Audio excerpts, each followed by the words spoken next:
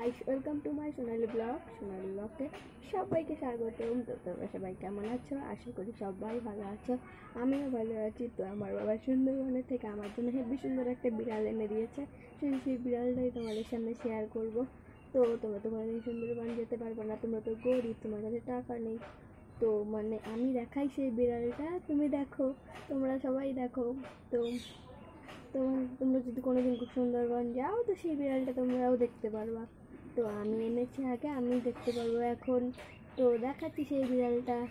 এই দেখো, কিউট বিড়াল, হেবি সুন্দর বিড়াল। দেখো, তো আমার তো হেবি ভালো লেগেছে এই বিড়ালটাকে।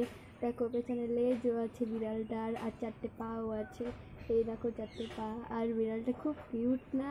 হেবি সুন্দর বিড়াল। তো আমার খুব ভালো লেগেছে এই বিড়ালটাকে। তো আমারও খুব ভালো লেগেছে এই বিড়ালটাকে। দেখো গাইস, কত সুন্দর বিড়াল। তো আমার হেব্বি লেগেছে বিড়ালটাকে। আমি এটা আমার কাছে রেখে দেবো। তো বাই বাই গাইস।